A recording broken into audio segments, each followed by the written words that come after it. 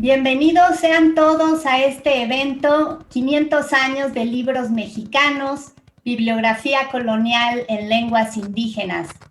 Este es un evento organizado por la Universidad Nacional Autónoma de México, UNAM, por la Bibliographical Society of America y The Newberry Library. Muchas gracias por hacer posible este evento. El día de hoy vamos a comenzar con esta serie de eventos. Les doy la bienvenida. Mi nombre es Erika Erdely, coordinadora académica de UNAM en Chicago, y les voy a presentar a la coordinadora y autora de toda esta serie de eventos, quien será también el día de hoy la moderadora. Se trata de la doctora Marina Garone Gravier. Ella es investigadora en el Centro de Investigaciones Bibliográficas de la UNAM y también investigadora correspondiente del Instituto de Arte Americano e Investigaciones Estéticas de la Universidad de Buenos Aires. Es autora de muchos libros, fundadora de seminarios, tiene una trayectoria muy impresionante que no tendremos tiempo el día de hoy de presentar porque tenemos mucho que escuchar, pero no quiero dejar de señalar al menos dos de las más recientes distinciones que la doctora Garone ha recibido en este año. Se trata de la The Mark Samuels Lasner Fellowship in Printing History de la American Printing History Association y Mujeres Hispanas y Tipografía, Typographer in Residence Program del Hofmix-Miken Center for Typography. Entonces, pues son reconocimientos muy importantes del trabajo de la doctora Garone en los Estados Unidos. Es un orgullo para la Universidad Nacional Autónoma de México presentar este trabajo que ella ha coordinado y pues sin tomar más tiempo le cedo la palabra a nuestra autora, coordinadora, moderadora, la doctora Marina Garone. Adelante, Marina. Muchas gracias, Erika.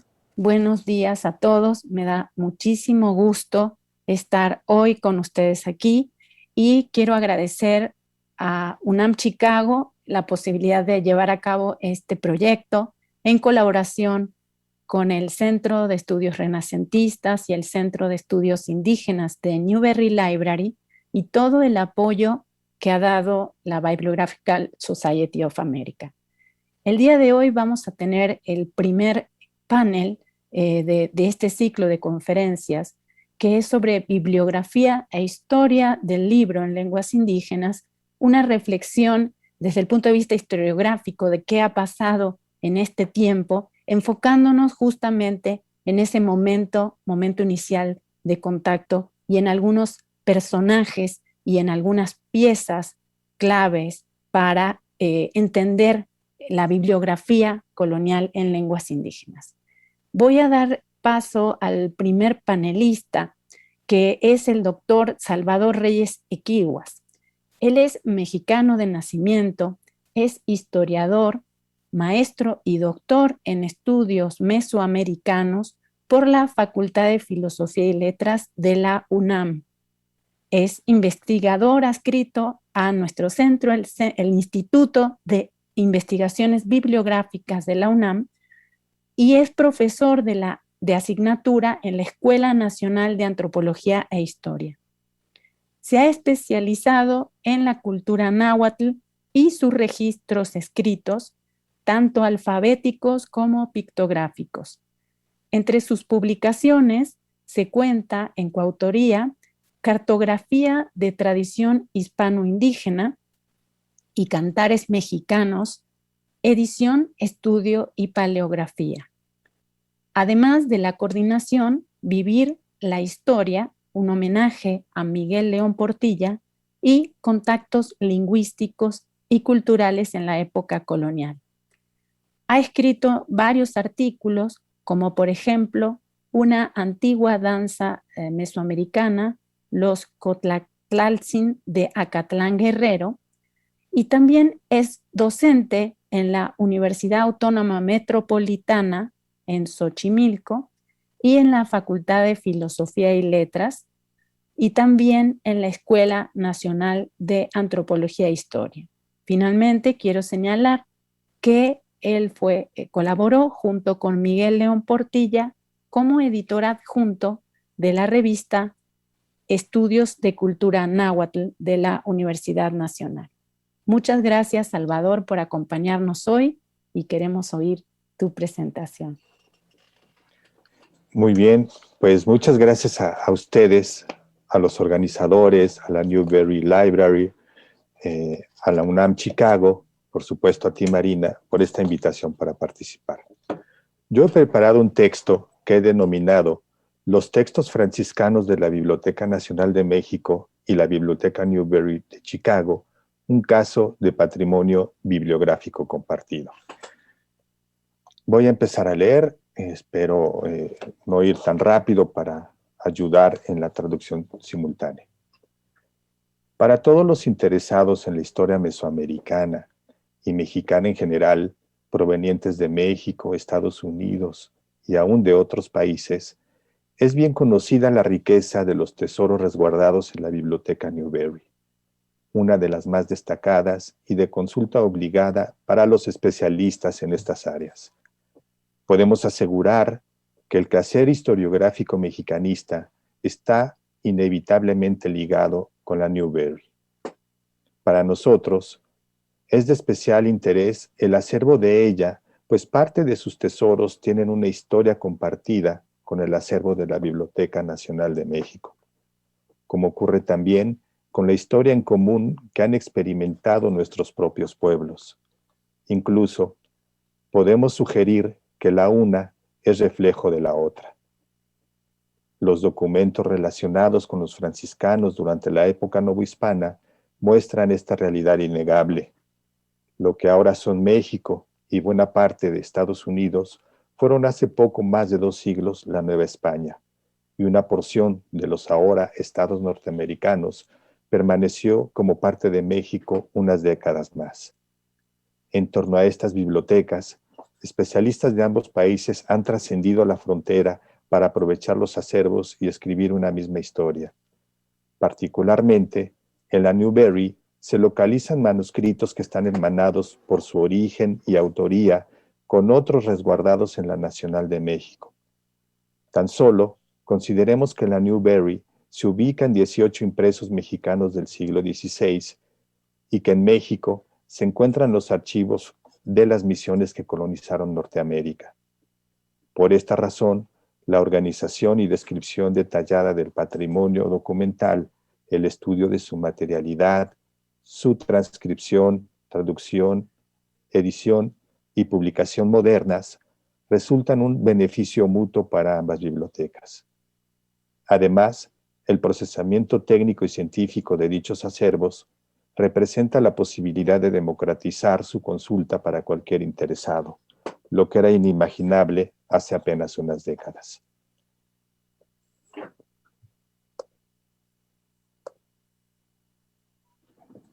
Permítame un momento, voy a compartir pantalla.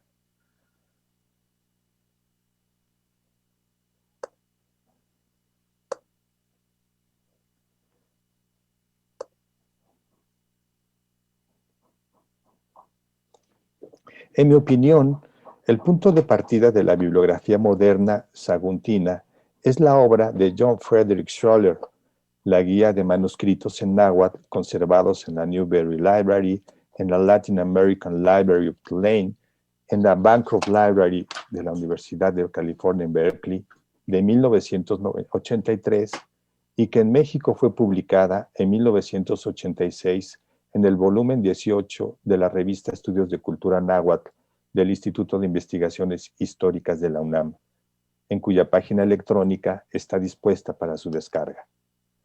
Esta obra identificó todos los manuscritos náhuatl en los repositorios enunciados.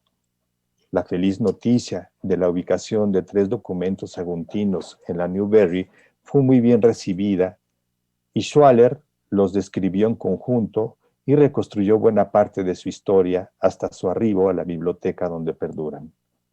Se trata de los siguientes registros: el manuscrito de la colección Ayer 1484, denominado Aquí comienza un ejercicio en lengua mexicana, sacado del Santo Evangelio.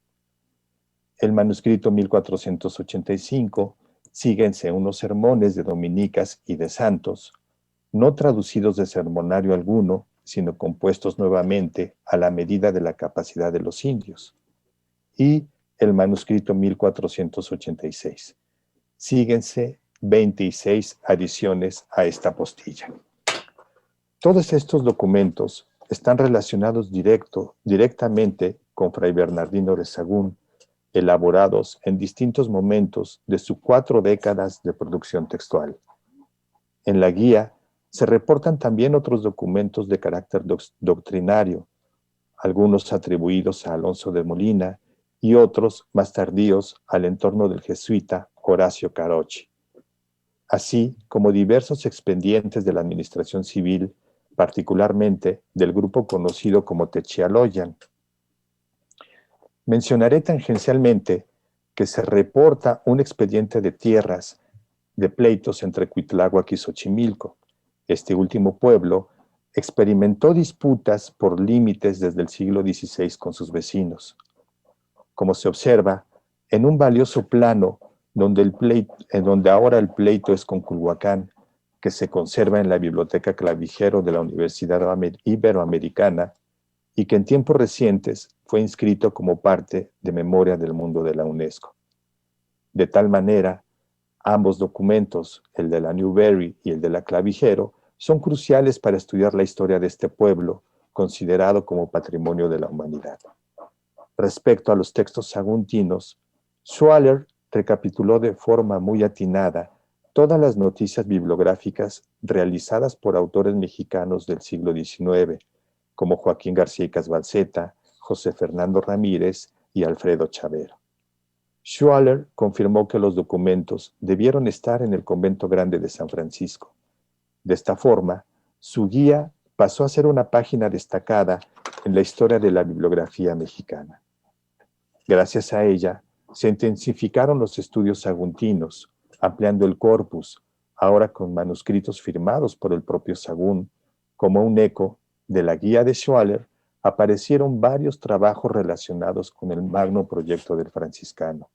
Entre ellos, se cuenta la publicación colectiva coordinada por Jorge Clor de Alba, Henry Nicholson y Eloís Quiñones, denominada en español El trabajo de Bernardino de Sahagún, etnógrafo pionero del siglo XVI mexicano. Tras el trabajo de Schwaller, en los 80 apareció la publicación de John Birchholz de Cantares Mexicanos, Son of the Aztecs, publicado por la Universidad de Stanford.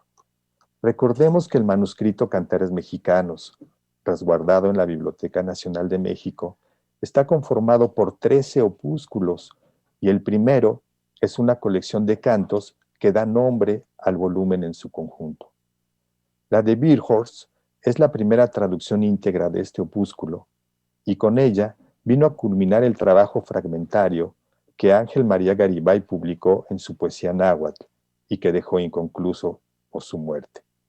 Estos autores, en seguimiento a lo dicho décadas antes por Juan Bautista Higuines, propusieron que Cantares se relacionaba con el Códice Florentino, aunque no propiamente por los cantos, sino por otro opúsculo, el del Calendario, que es una copia del texto en español que figura en el Códice Florentino, como recientemente lo ha aclarado Ascensión Hernández de León Portilla.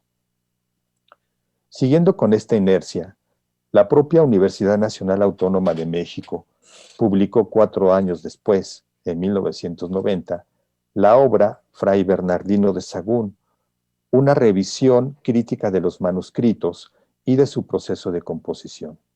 En esta ocasión, por el Instituto de Investigaciones Bibliográficas, entidad que administra a la Biblioteca Nacional de México. Su autor, el investigador español Jesús Bustamante, trabajó in situ varios años en las bibliotecas Nacional de México, Newberry, John Carter Brown, el Archivo Secreto del Vaticano, las bibliotecas del Palacio y Academia Real en Madrid y la Medicea Laurenciana de Florencia, para describir todas y cada una de las obras debidas a Sahagún hasta entonces conocidas, incluyendo textos alfabéticos, jeroglíficos y el único impreso en vida del franciscano, la Salmodia Cristiana. En su voluminoso, detallado y complejo estudio, Ballesteros resuelve muchas dudas sobre el proceso de elaboración de los manuscritos, aunque no afronta el aspecto estrictamente escriturario de los participantes indígenas ni aspectos traductológicos y codicológicos, dejando algunos cabos sueltos. Por ejemplo, aunque tenía noticia detallada del manuscrito de Cantares Mexicanos, no le prestó mucha atención, pues consideró que ya había sido estudiado por Garibay y León Portilla, y para entonces Birchholz había publicado su traducción y estudio con una descripción bibliográfica pertinente. Un punto estelar en la bibliografía saguntina moderna es la publicación de adiciones, apéndice a la postilla y ejercicio cotidiano que transcribió, editó y tradujo Arthur Anderson y publicó el Instituto de Investigaciones Históricas de la UNAM en 1993. Es decir, los manuscritos ya mencionados, 1484, 85 y 86 de la colección Neger. Las noticias que Schwaller había dado años antes daban ahora sus frutos, al tiempo que otros investigadores prestaban renovada atención al franciscano, como Miguel León Portilla, Alfredo López Austin, Josefina García Quintana, Louis Bodhar, Francis Cartonen, Mary Clayton, Jos Bovot, Charles Dibble, Arthur Anderson, Claude de Alba, James Lockhart, entre otros, quienes trataron sobre aspectos biográficos de Sahagún, su método de trabajo, la influencia de autores clásicos en su obra, sus estrategias lingüísticas, su adaptación a la circunstancia colonial y el choque cultural que esto implicó, con la consecuente adopción del cristianismo. Aspecto que paulatinamente ha cobrado fuerza entre los estudiosos saguntinos y de la historia de los náhuatl del siglo XVI y que ahora está en boga, correspondiendo con la rica cultura impresa novohispana, que se centra en su totalidad en textos doctrinarios y lingüísticos. En sintonía con esa lógica, a la publicación de Anderson de las adiciones y apéndices a la postilla, en México apareció el vocabulario trilingüe en español, latín y náhuatl de Heréndira Telles, esta vez con el sello editorial del Instituto Nacional de Antropología e Historia en 2010. Aunque lamentablemente, esta edición del documento es parcial, pues se trata aún así de una valiosa aportación. En ella, se precisa que el vocabulario trilingüe no tomó con exactitud el modelo de alguna edición del vocabulario de Nebrija, si bien es el referente obligado. Originalmente, este documento estaba en el convento de San Francisco y en el siglo XIX, con las leyes juaristas en torno a los bienes eclesiásticos, pasó a manos de José Fernando Ramírez, quien también había dado al conocimiento público Cantares Mexicanos, donde notó que Sahagún, en el opúsculo del Calentario, escribió que estaba haciendo un diccionario trilingüe, como también lo verificó Higuines en 1918. Así, encontramos que José Fernando Ramírez tuvo en su biblioteca personal los manuscritos de la colección Neger, Cantares Mexicanos y otros documentos franciscanos. Otro dato valioso que aparece en los cantares, que ya había sido detectado por Garibay desde mediados del siglo XX, es que varias piezas eran traducciones de cantos otomíes. Recordemos que en el centro de México el náhuatl convivía con el otomí desde tiempos muy remotos y esta relación se mantuvo en la época colonial. Por ello, es necesario mencionar la obra de David Gricar, Manuscritos otomíes en la Biblioteca Newberry y la Biblioteca de la Universidad de Princeton, publicada en 2016 por el Instituto de Cultura de Guanajuato. Gricar tomando el modelo de Schroeder, hace una guía de los 12 manuscritos otomíes resguardados en la Newberry, precisando que 7 son originales y 5 son fotografías encuadernadas cuyos originales se encuentran en la Biblioteca Británica en Londres. Varios de ellos son traducciones de obras nahuas, como los Coloquios de la Paz del franciscano Juan de Gaona, contemporáneo de Sagún. Estas obras consisten en sermones, doctrinas y artes de la lengua, y todos son textos alfabéticos. El vínculo entre el otomí y el náhuatl es un asunto aún por tratar con profundidad. Garibay lo tenía presente e incluso manejaba las 2 lenguas, como también lo hace Graikar, quien ha estudiado la forma en que los nahuas influyeron a los otomíes desde la época prehispánica y se ha preocupado por prestar atención al patrimonio documental en esta lengua. Cabe añadir que la Biblioteca Nacional de México resguarda una copia manuscrita de un vocabulario trilingüe español, náhuatl otomí, con el número de registro 1497, datado del siglo XVII. Volviendo al corpus saguntino, el proyecto de Cantares Mexicanos ha publicado en 2 entregas, de 2011 y 2018, los estudios y traducciones de 12 opúsculos y resta solo concluir el último, que se trata de una pasión de Cristo en lengua mexicana, que pronto iniciará su proceso editorial.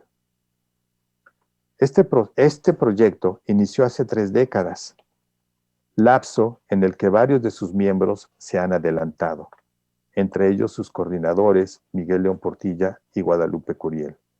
Entre el legado que este grupo nos ha dejado, se encuentra la traducción del cancionero, en parte prehispánico y en parte colonial, el estudio codicológico del manuscrito y la traducción y estudio de textos muy interesantes, como la traducción de las fábulas de Sopo, de latín al náhuatl, realizada por Rafael Tena.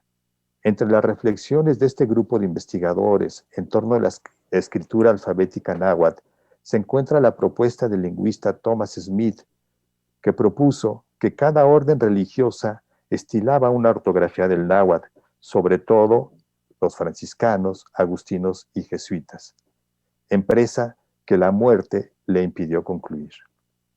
Otros miembros del proyecto han reportado resultados de investigaciones que enriquecen el conocimiento del corpus, como es el Calepino de Sagún de Pilar Maínez, donde retoma los textos en náhuatl y castellano del Códice Florentino y de la Historia General de las Cosas de la Nueva España respectivamente, y reconstruye hipotéticamente el Calepino que el franciscano no pudo realizar. Asimismo, Berenice Alcántara tiene empresa la publicación de la Salmodia Cristiana. Finalmente, quiero referirme a un conjunto de documentos náhuatl de la Newberry sobre Santa María la Redonda. Entre ellos se encuentran 2 textos debidos a Fray Antonio de la Rosa Figueroa, párroco del pueblo y que también fuera bibliotecario y archivero de la orden en el Convento Mayor de San Francisco a mediados del siglo XVIII. Uno de estos documentos está en náhuatl. Se trata de la explicación de la doctrina cristiana en lengua mexicana. Como bibliotecario, de la Rosa nos dejó un manuscrito de más de 1200 folios, el Diccionario Bibliográfico Alfabético, resguardado en la Biblioteca Nacional de México, que consiste en un inventario de la biblioteca del convento, donde expone también un método de funcionamiento y manejo del acervo. También se encuentra en la Nacional un conjunto de inventarios de los archivos de la orden, realizados por De la Rosa, que sumados a otros manuscritos, alcanzan más de 200 documentos. Actualmente, he iniciado un proyecto sobre la obra de La Rosa, que seguro arrojará datos valiosos sobre los documentos franciscanos que hemos comentado. Como hemos visto, son muchas las pesquisas que se pueden seguir investigando en torno a la historia común de los acervos de la Biblioteca Nacional de México y de la Biblioteca Newberry. Entre las proyecciones de investigación pueden sugerirse las siguientes. Primero, el enriquecimiento del análisis del trabajo del Scriptorium del Santiago Tlatelolco, sobre todo sobre los textos coordinados por Sagún, para otorgar mayor relevancia a los nahuas participantes en el magno proyecto del franciscano. Segundo, el estudio de los manuscritos desde una perspectiva bibliológica para construir la historia del libro manuscrito en la Nueva España en el siglo XVI. Tercero, dar continuidad a la hipótesis de Thomas Smith para precisar si cada orden tenía rasgos propios en sus textos y con ello sugerir el origen de muchos otros documentos ahora no estudiados. Cuarto, reconstruir la historia de los acervos franciscanos de la Newberry y de la Nacional a partir de la obra de Antonio de la Rosa Figueroa, en especial la de tiempos previos a su posesión por José Fernando Ramírez. Finalmente, considero viable proponer un proyecto de integración virtual del patrimonio documental franciscano en torno a Sahagún. Esta aspiración se sustenta en las propuestas teóricas de la bibliografía del siglo XX. En el caso mexicano, los trasterrados españoles Agustín Millares Carlo e Ignacio Mantecón propusieron la elaboración de una bibliografía de bibliografías mexicanas, que retomara las guías y descripciones bibliográficas para el vasto patrimonio documental mexicano disperso por el mundo. Acorde con esta idea, tiempo después, Manuel Castro y Castro esbozó una bibliografía de las bibliografías franciscanas españolas e hispanoamericanas. Ahora, las herramientas tecnológicas nos permiten crear sistemas de información que compendien, como ya hacen algunos proyectos en el ámbito mundial, tesoros documentales relacionados por su origen, temática o autoría, cosechando datos en catálogos colectivos. Este es el caso de proyectos como Primeros Libros de las Américas y la Biblioteca Digital Mexicana. En el caso particular de los documentos nahuas, contamos con Amoxcali del CIESAS y el repositorio digital del INAH y el compendio enciclopédico náhuatl, concebido por Marc Touvenot, con la colaboración de investigadores del INAH, de la UNAM y otras instituciones, que ha anunciado la incorporación a su conjunto de diccionarios, denominado Gran Diccionario Náhuatl, del lingüista Alexis Wimmer, el diccionario trilingüe de la Azure Collection. Considero que estas experiencias y otras más nos permiten imaginar un sistema moderno que integre los documentos nahuas de Fray Bernardino de Sahagún provenientes de los repositorios comentados de Italia, España, Estados Unidos y México. Considero que corresponde de manera natural a la Biblioteca Nacional de México asumir esta empresa y que es factible gracias a la disposición de bibliotecas patrimoniales como la Newberry, conscientes del mutuo beneficio y la construcción de una historia bibliográfica común. Muchas gracias. Muchísimas gracias, Salvador, por este panorama historiográfico en concreto de los textos vinculados al escritorio de Tlatelolco y al proyecto saguntino, porque justamente era uno de los objetivos de esta primera mesa, hacer una especie de estado de la cuestión sobre los trabajos que se han hecho, pero creo que tu participación fue todavía más allá, planteando una agenda posible, justamente por este patrimonio compartido y que es factible por el diálogo internacional que estamos celebrando hoy. Es muy interesante lo que nos propones y estoy segura que vamos a poder plantear esos proyectos, especialmente en el reciente marco del convenio que se estableció entre UNAM Chicago y Newberry Library. Quiero invitar a todos los asistentes a que si quieren ir generando sus preguntas en la lista, en los paneles de preguntas y respuestas, lo pueden ir haciendo ahora y vamos a atenderlas al final de las exposiciones de todos los participantes. Tengo ahora el honor de presentar a ustedes a nuestro segundo invitado del día de hoy, que es Rodrigo Martínez Barax. Él nació en la Ciudad de México, es licenciado en Economía por la Facultad de Economía de la Universidad Nacional Autónoma de México, maestro en Historia por la Universidad Autónoma Iztapalapa y doctor en Historia y Etnohistoria por la Escuela Nacional de Antropología e Historia. Es profesor investigador de la Dirección de Estudios Históricos y profesor de la Escuela Nacional de Antropología e Historia, ambos del Instituto Nacional de Antropología e Historia. Es miembro del Sistema Nacional de Investigadores, es presidente de la Sociedad Mexicana de Historiografía Lingüística, miembro de número de la Academia Mexicana de la Historia y miembro electo de la Academia Mexicana de la Lengua. Muchísimas gracias, Rodrigo, por acompañarnos y somos todo oídos para ti. Muchas gracias, Marina. Quisiera expresar, en primer lugar, mi agradecimiento a mi querida y admirada amiga Marina Garone Gravier por haberme invitado a participar con ustedes en este importante ciclo de conferencias organizado por la UNAM Chicago, coordinada por Erika Erdey, en colaboración con The Newberry Library de Chicago y The Bibliographical Society of America. Es para mí un muy grande honor y me complace participar en esta primera sesión titulada Bibliografía e Historia del Libro en Lenguas Indígenas, reflexiones en torno al 5º centenario, en compañía de la propia Marina, coordinadora del ciclo, y mis amigos y colegas Alejandro González Acosta y Salvador Reyes Equiguas, de quien acabamos de oír una brillante exposición.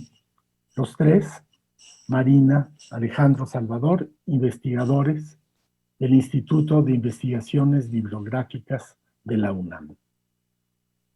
La importancia del evento se aprecia por la temática de la presente sesión y de las 6 que siguen, ya las conocen ustedes.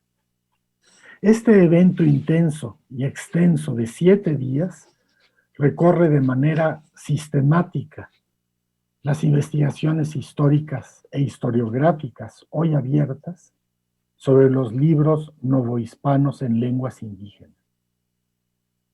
Pero la importancia del ciclo aumenta al considerar su temática misma, la de abordar los libros novohispanos en lenguas indígenas en la perspectiva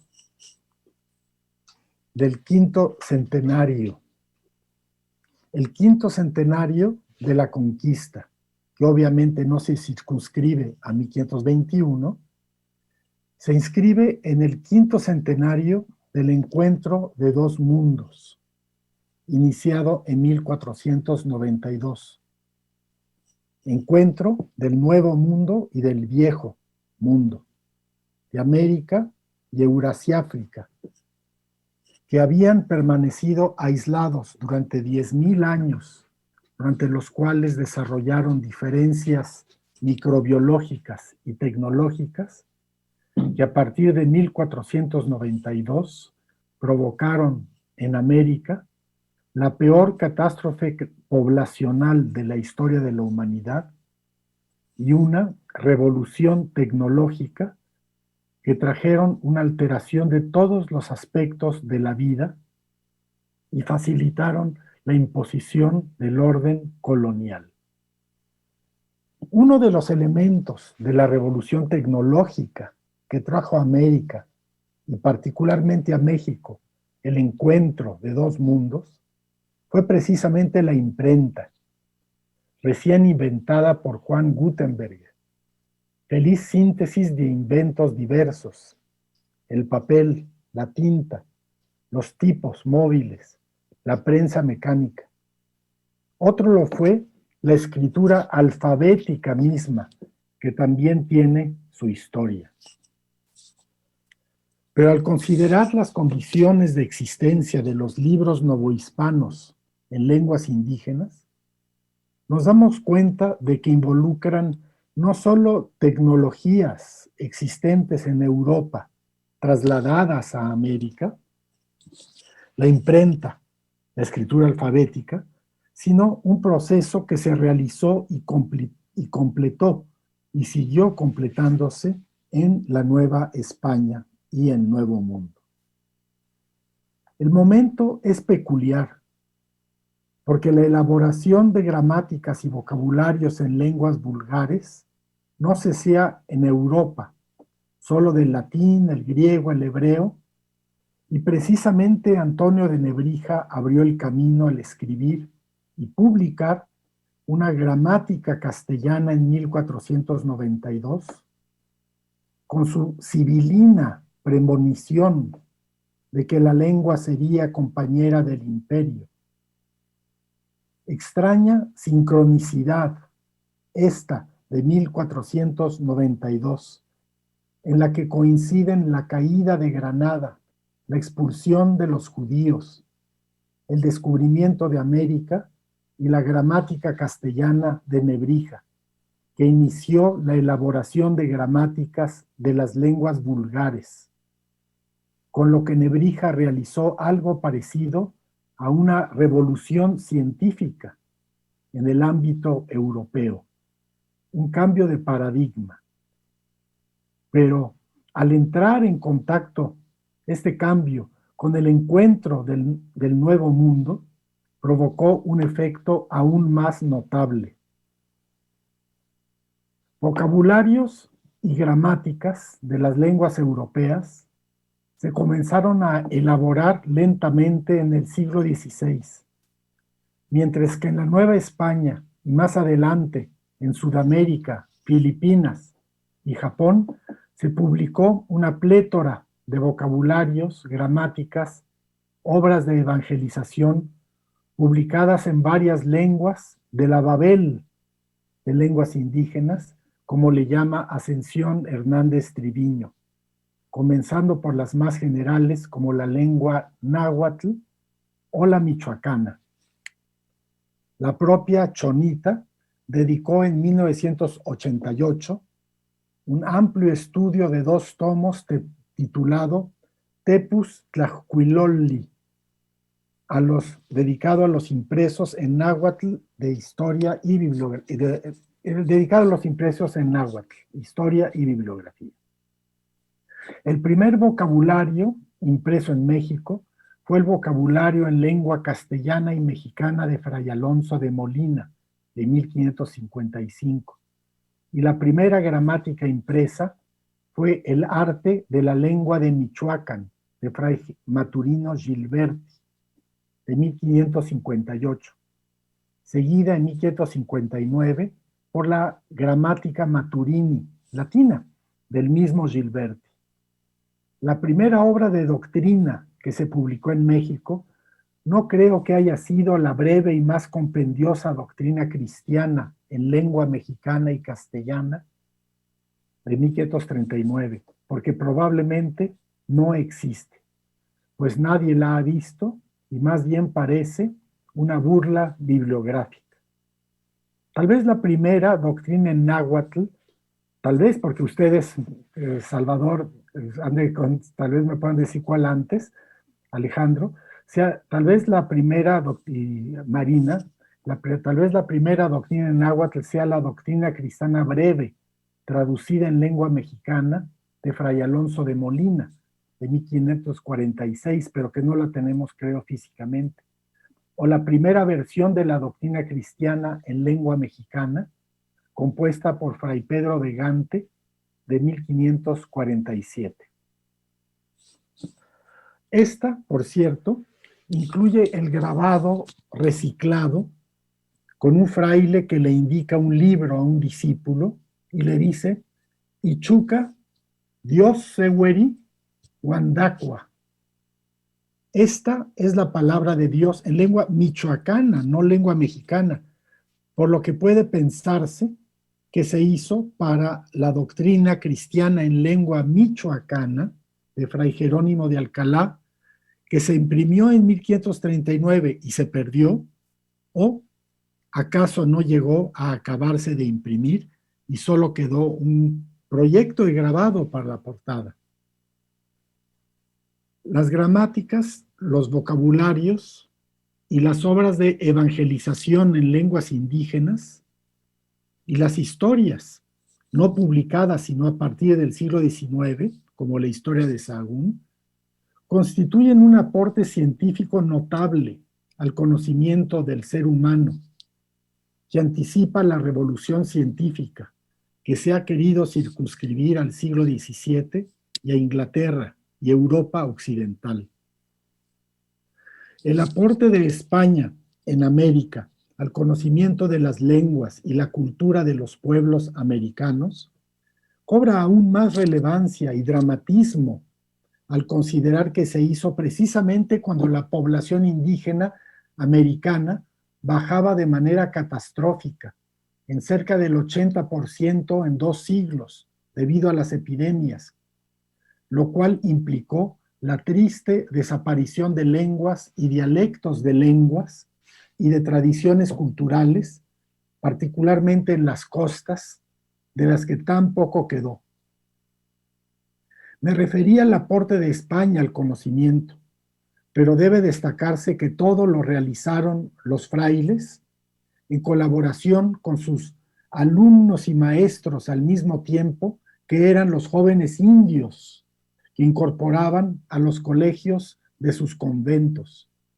Como bien sabemos, los primeros 3 frailes flamencos que llegaron a México en 1523, Fray Pedro de Gante, Fray Juan de Ayora y Fray Juan de Tecto, tomaron la decisión de no tratar de enseñarles español a los millones de indios para evangelizarlos, lo cual era materialmente imposible, sino aprender los propios frailes sus lenguas y predicarles y confesarlos en ellas. Solo les enseñarían español y latín, griego y hebreo a veces, y teología y artes, a los hijos de los gobernantes indios de los pueblos que, al crecer, ellos gobernarían. Los primeros 3 transmitieron este mensaje a los primeros 12 franciscanos extremeños que llegaron en 1524, y a partir de entonces, los frailes franciscanos y dominicos y agustinos, y después también los padres jesuitas, se dedicaron a escribir en sus conventos, con la ayuda de sus alumnos indios, vocabularios, gramáticas, doctrinas e historias, que fueron copiadas y enriquecidas de manera manuscrita por sucesivos frailes. Y vimos ya cómo 20 años después de su llegada comenzaron a ser impresas algunas de las obras de doctrina cristiana, de las gramáticas y de los vocabularios, aunque ninguna de las historias, que habrán de esperar siglos antes de llegar a la imprenta. Se habla mucho de los colaboradores nahuas de Sahagún, pero se menciona poco a los de los demás frailes, que jugaron un papel fundamental en la recopilación de la investigación, su elaboración, la escritura y traducción, la impresión, la distribución, aprovechamiento, encuadernación, etc. El franciscano, Fray Juan Baptista Viseo, nos dará un buen elenco de los colaboradores nahuas de los frailes.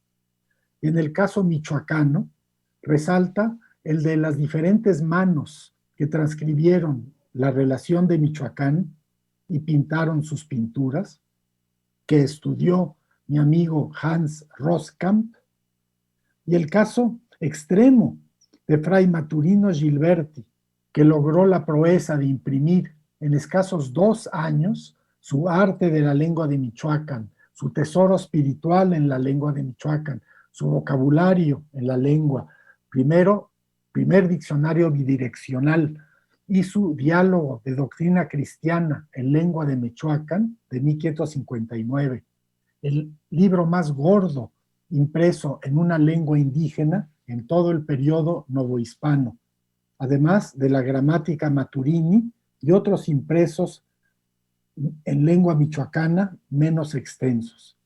Esta proeza editorial, la de poner en tipos una lengua tan complicada y endiablada como la sufijante lengua michoacana, requirió que los colaboradores michoacanos de Gilberti estuviesen entrenados también en los artes de la imprenta para poder trabajar eficientemente en el taller de Juan Pablos en la Ciudad de México. Algunos de los alumnos de los frailes se quedaron con ellos a auxiliarlos en sus tareas de evangelización y de elaboración de vocabularios, gramáticas, doctrinas e historias, pero la mayoría regresó a sus pueblos para ejercer cargos de gobernador, de alcaldes y regidores de los cabildos y de escribanos que realizaron en los pueblos la tarea de asentar con alfabeto latino los registros judiciales a la española, pero escritos en lenguas indígenas. Las primeras generaciones de escribanos fueron formados por los frailes.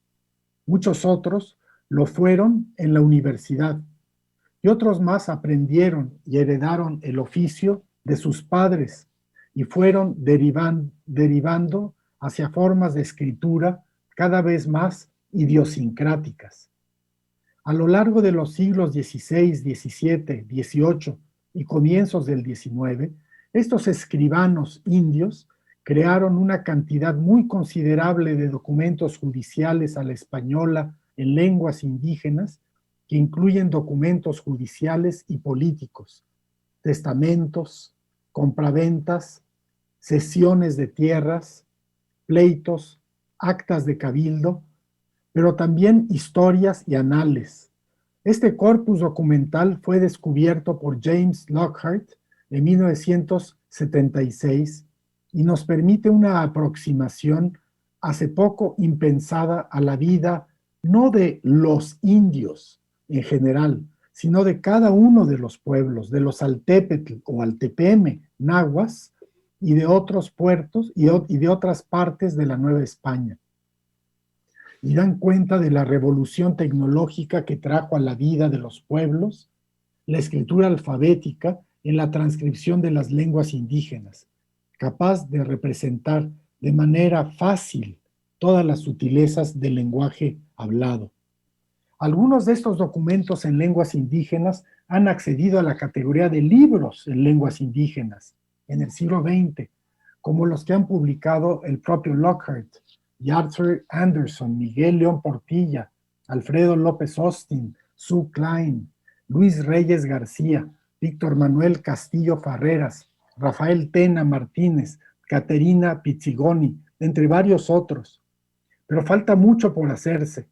Basta con decir que no existe una edición bilingüe náhuatl-español, no digamos del Códice Florentino o Historia General de Sahagún y sus colaboradores. Ni siquiera existe una edición bilingüe náhuatl-español del libro 12 sobre la conquista, del cual podemos leer traducciones como las del padre Ángel María Garibay y Georges Baudot, pero no ediciones bilingües, que debemos buscar en las traducciones de Arthur J. O. Anderson y Charles Dibble de The Florentine Codex, o de James Lockhart del libro 12 y otros textos nahuas sobre la toma de Tenochtitlan en We People Here. Muchos libros de lengua, muchos manuscritos en lengua náhuatl, como vemos, los tenemos que leer en náhuatl e inglés. La transcripción de las lenguas indígenas no siempre fue fácil, y aún en la lengua náhuatl, los diferentes frailes eligen diferentes criterios de transcripción, cihuatl con H, cioatl, cihuatl, o motecuxoma, moteuxoman, moteuxoma, motecuxoma, etcétera, como a muchos les gusta. Esto lo comentó Salvador hace un momento. Y Marina Garone Gravier, en su Historia de la Tipografía Colonial para Lenguas Indígenas, de 2016, documentó la utilización de tipos nuevos para sonidos que no corresponden a ninguno conocido del español. Pese a la catástrofe demográfica y al mestizaje, la población indígena no dejó de ser mayor que la población no indígena en la Nueva España, europeos, africanos, mezclas. La mayor parte de ellos vivía en sus pueblos y hablaba sus propias lenguas. Intentos como los del arzobispo Lorenzana en 1770 por desplazar a las lenguas indígenas no tuvieron éxito. Esto solo sucedió cuando los indios dejaron de ser jurídicamente indios y se volvieron ciudadanos mexicanos, y sus lenguas fueron desterradas de los tribunales mexicanos. Mientras tanto, las lenguas indígenas mostraron una gran vitalidad a lo largo del periodo novohispano, lo cual se expresa en la producción de libros en lenguas indígenas, en todos los ámbitos que estudia el presente ciclo de conferencias.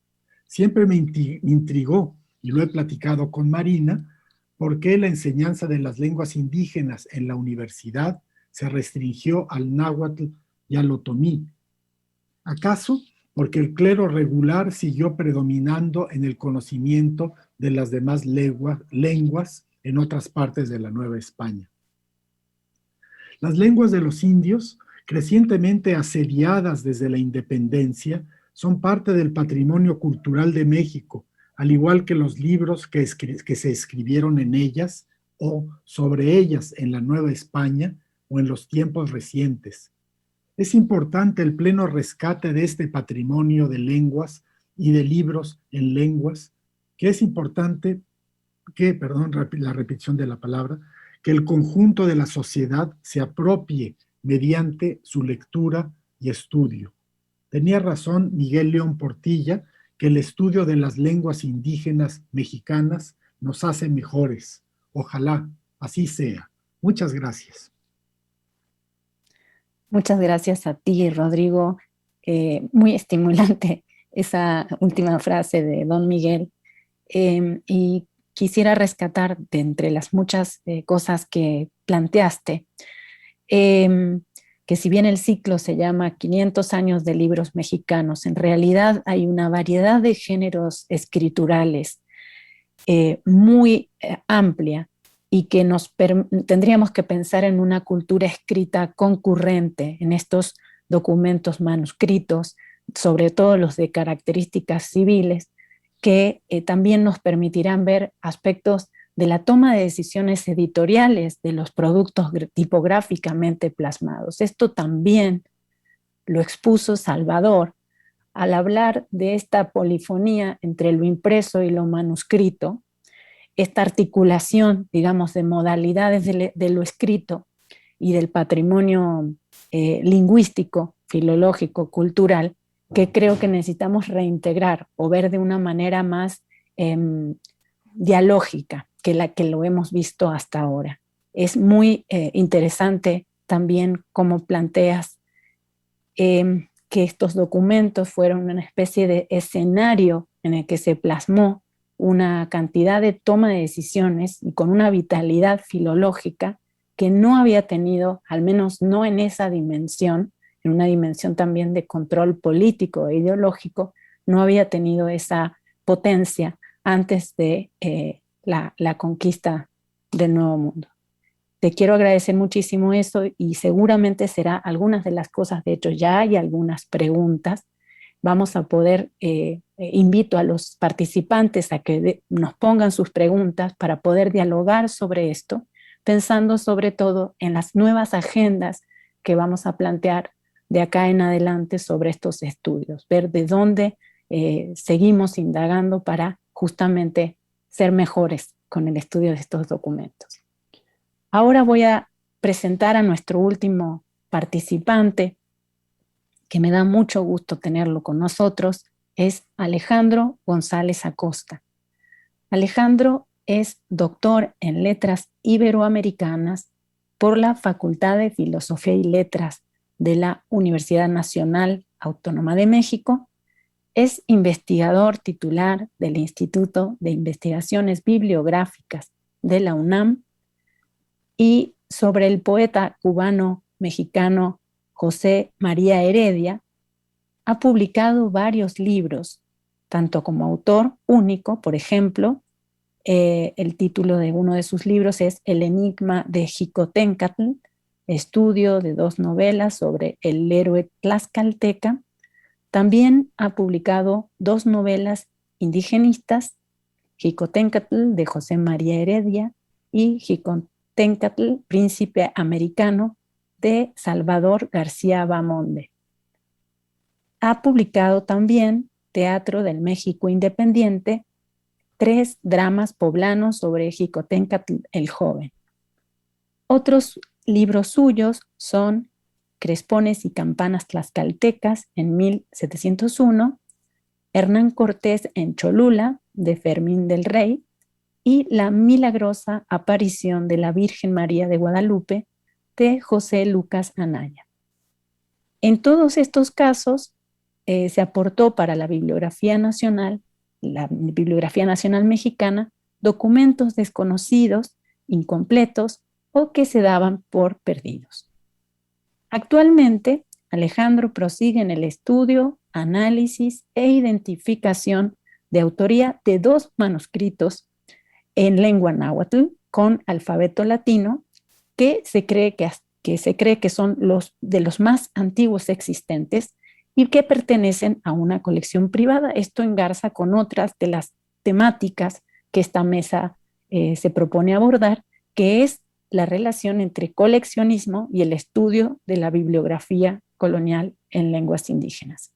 Estos manuscritos son Amatlacuiloli y Toca y Distola Mazotque Tlaxcatlecatl, perdón mi mala pronunciación, y Doctrina Cristiana, de 1535 y 56 respectivamente. Alejandro, bienvenido, muchas gracias. Buenas tardes, buenas tardes. Realmente me siento muy honrado por haber sido invitado a participar en compañía de colegas, amigos que admiro, que respeto y que valoro tanto. Y quiero agradecer a los patrocinadores, a los organizadores y a los anfitriones de este encuentro maravilloso. En efecto, como decía la doctora Marina Garone, me voy a referir a 2 manuscritos inéditos del siglo XVI en náhuatl. Quizá la misma dispersión que durante mucho tiempo ha sufrido el patrimonio documental y bibliográfico mexicano como una de las consecuencias de su agitada historia, es la causa que con bastante frecuencia todavía aparezcan nuevas piezas que habían escapado a la atención de los especialistas. Este es el caso de los 2 manuscritos en náhuatl que en el año 2006 fueron adquiridos por un particular mexicano en una subasta pública, quien de esta forma al menos impidió que salieran del país dichas piezas, lo cual asienta la confianza de que en algún momento se pueda convertir un patrimonio privado en parte invaluable del tesoro colectivo.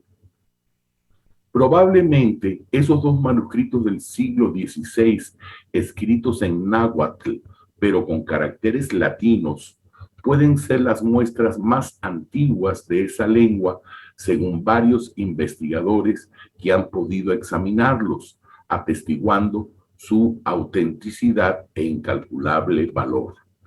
Ambos manuscritos, bastante voluminosos, están escritos mayormente en náhuatl, con algunas interpolaciones en español y latín, y en el alfabeto latino que se impuso para la transcripción fonética aproximada de las lenguas autóctonas, como parte del proceso de catequización iniciado por los frailes de la Orden de San Francisco, tan brillantemente representados por Fray Bernardino de Sahagún, ese pionero de la antropología en México, como tan agudamente lo llamó don Miguel León Portilla.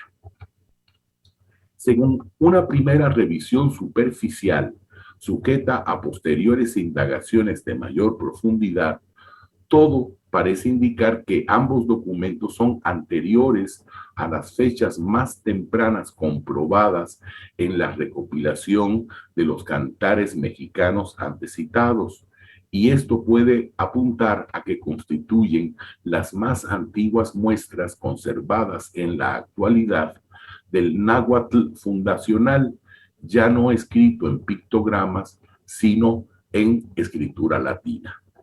Los títulos con los que aparecieron en el catálogo de ventas son, como dijo la doctora Marina Garone, Amatlacuilol-Itoca y la doctrina cristiana. Por lo que he podido reconstruir regresivamente de su origen, al parecer, estas piezas provienen desde el momento de la subasta del propietario anterior que las puso a la venta, el cual las heredó de su tío, don Salomón Jale, quien a su vez las adquirió en la antigua librería Robredo a principios del siglo XX en la Ciudad de México, donde fueron a parar por la venta de los herederos de José María de Ágreda y Sánchez, ilustre coleccionista privado mexicano del siglo XIX, quien a su vez las pudo conseguir al liquidarse en almoneda alguna de las existencias de los conventos e iglesias mexicanos durante la vigencia y aplicación de la Ley de Desamortización de los Bienes Eclesiásticos y las Tierras Comunales a mediados del siglo XIX. Según parece apropiado suponer, Ágreda y Sánchez las obtuvo del Convento Grande de San Francisco, donde habrían llegado a su vez del antiguo Colegio Imperial de Santa Cruz de Tlatelolco, anexo al Convento Viejo de los Franciscanos de Santiago de Tlatelolco, fundado a mediados del siglo XVI. Ambas piezas, provenientes de distinta mano autoral, están escritas en náhuatl en caracteres latinos de ese último siglo citado.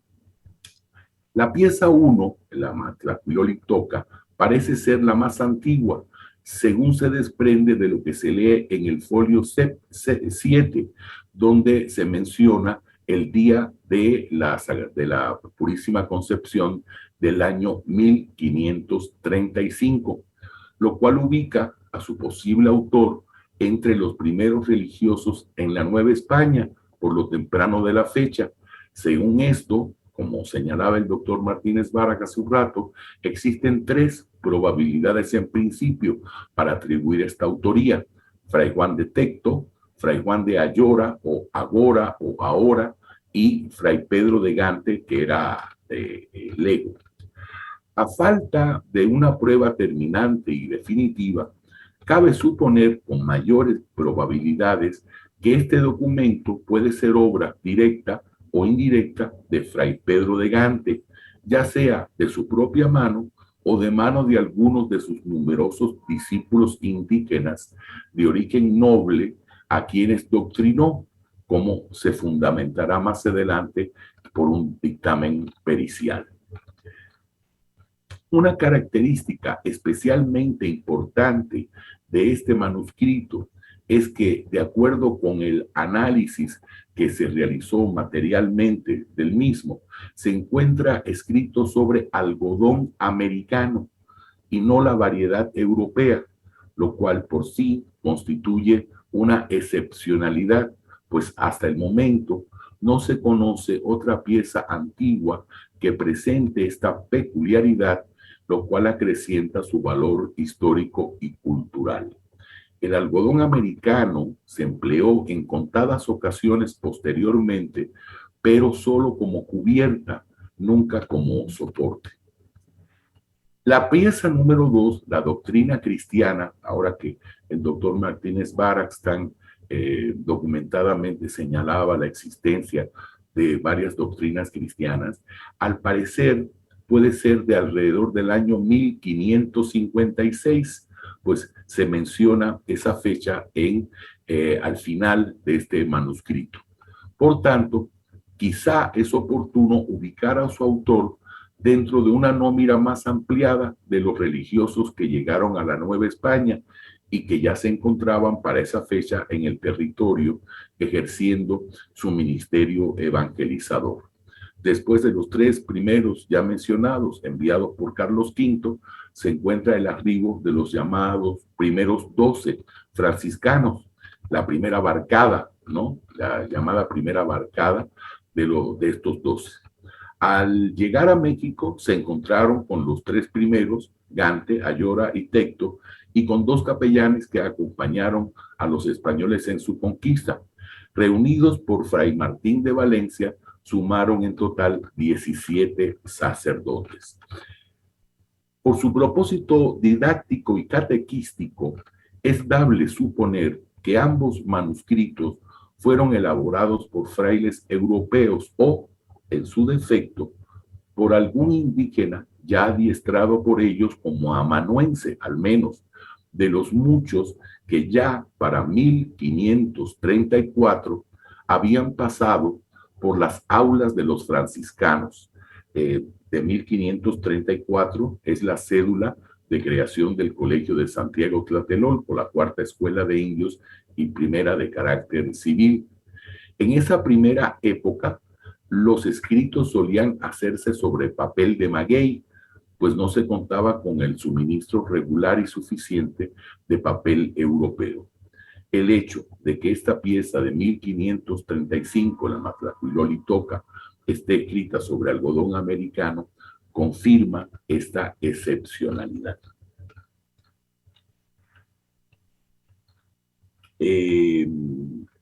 Fray Juan de Gaona, creo que es uno de los más fuertes candidatos a ser el autor, llegó en la llamada Tercera Barcada, la de 1538, de franciscanos en México, y resulta probable, por tanto, que a reserva de posteriores búsquedas documentales y bibliográficas y de un examen grafoscópico realizado por peritos a partir de las muestras caligráficas aportadas, que el manuscrito 1, es decir, la Matlacuilolitoca de 1535, pudiera ser obra directa de la mano de Fray Pedro de Gante o indirectamente de alguno de sus alumnos o copistas, educados en el Colegio de Santiago Tlatelolco, y que el manuscrito 2 de 1556 pudiera pertenecer a Fray Juan de Gaona. En ambos casos resultan piezas de un incalculable valor histórico y cultural. En el caso de la Matlacuilolitoca estamos en presencia del que, según toda probabilidad y hasta la fecha de hoy, es el manuscrito náhuatl en caracteres latinos más antiguos que se conocen, pues los más próximos que se conservan, los cantares mexicanos, son de fecha muy posterior, y a lo anterior se añade la condición de su soporte por estar escrito sobre papel de algodón americano. Supongo que posiblemente estos manuscritos fueron concebidos para su impresión posterior, pues por su carácter catequístico resultaría deseable su difusión más efectiva mediante la multiplicación. Por tanto, podrían considerarse ambos como protoimpresos mexicanos.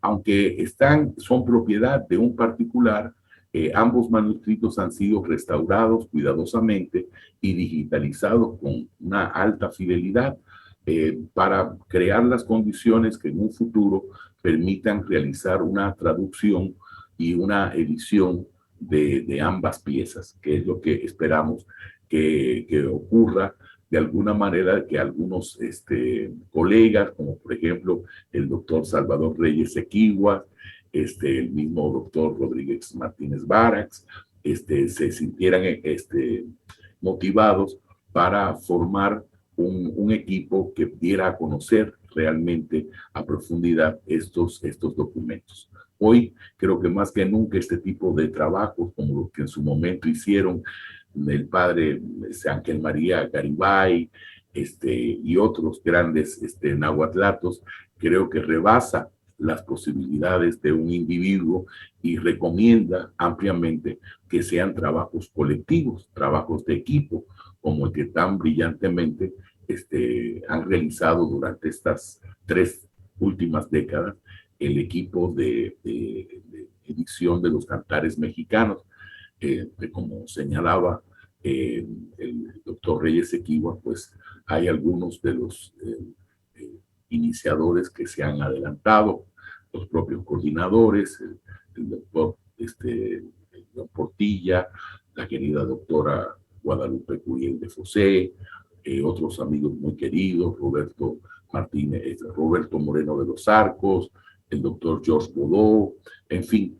Esto quiere decir que, confirmando lo que decía Alfonso Reyes, pues todo lo sabemos entre todos, y ojalá que este breve comentario para dar la noticia de estas piezas logre motivar para que no solamente en México, sino también en Chicago, con esa gran escuela que hay de interés por los manuscritos originales mexicanos, se puedan involucrar y creemos un equipo interdisciplinario e internacional para darlos a conocer. Pues muchas gracias por su atención, y mi felicitación muy especial y agradecimiento para las intérpretes, que me imagino que han probado su capacidad, su talento y su fuerza al traducir todos estos términos del náhuatl, que de por sí son complicados. Muchas gracias a todos. Gracias. Gracias a ti, Alejandro, por tu exposición de un trabajo que vienes realizando desde hace varios años. Hemos compartido el enlace a la edición electrónica de la publicación que realizó el Instituto de Investigaciones Bibliográficas de una serie de trabajos que están disponibles en el libro de bibliotecas y acervos para estas temáticas. Muchísimas gracias. Y también quiero resaltar de tu exposición, que se vincula, digamos, regresa a una cosa que planteó Salvador sobre esta necesidad y esta posibilidad que tenemos hoy por la tecnología de hacer una rearticulación del patrimonio bibliográfico, que yo creo que no tendríamos que decir solo nacional, sino es un patrimonio bibliográfico internacional en lenguas indígenas, porque sin duda lo que tengan los distintos acervos nos permitirá revisar y regresar al estudio, datación, filiación, vínculos genéticos, lingüísticos, entre distintos documentos que al estar en repositorios diferentes están desconectados, pero con estos proyectos como los que invitas tú a realizar y varios de los que Salvador ya también ha señalado, tenemos la esperanza de hacer una verdadera constelación de estos documentos para entender y tener una mirada mucho más nítida de lo que pasó en esos intercambios culturales.